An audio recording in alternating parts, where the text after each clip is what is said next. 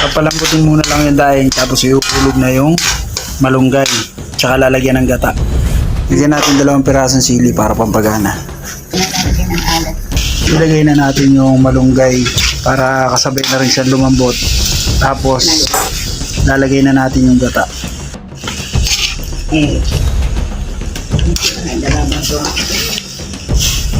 Natimplahan na rin yan. Hintayin na lang natin siyang kumulo hanggang sa maluto. Pwede na yan. Sarap yan.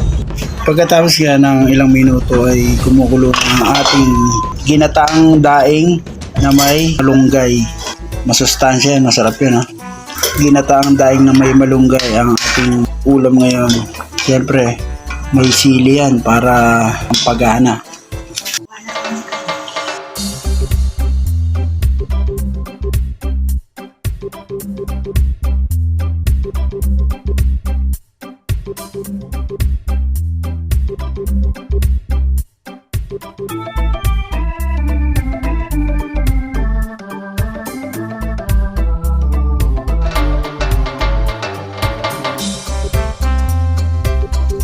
Meron tayo ditong ginataang malunggay na merong sahog na daing.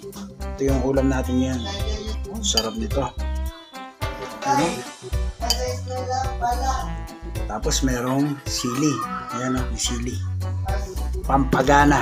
Durugin natin sili para kumagat yung anghang. Oh.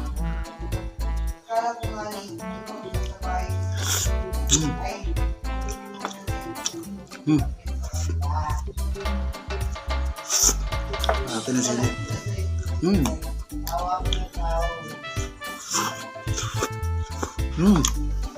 Sarap.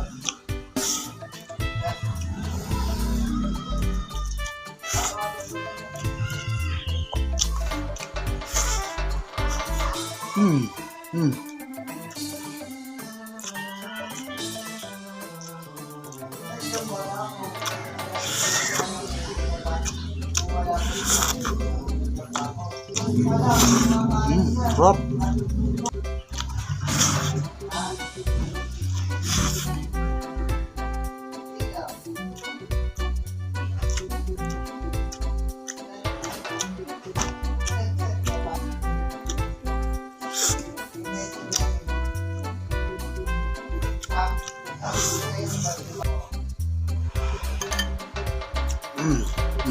Malunggay. Sarap ng malunggay.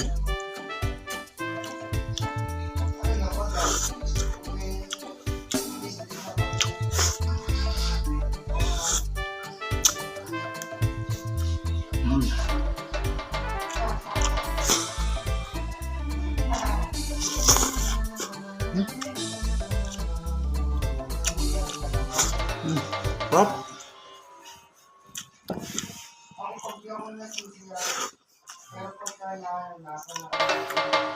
Sarap talaga kumain na nakakamay.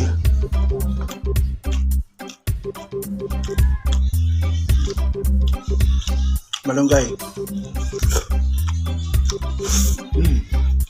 Diba?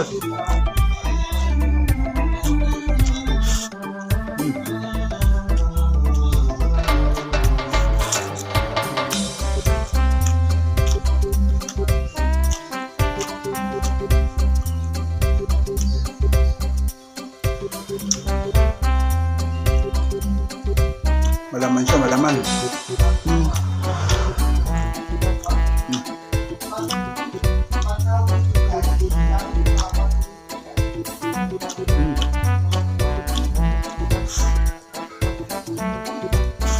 Laki isda nito, laki ng tinik oh.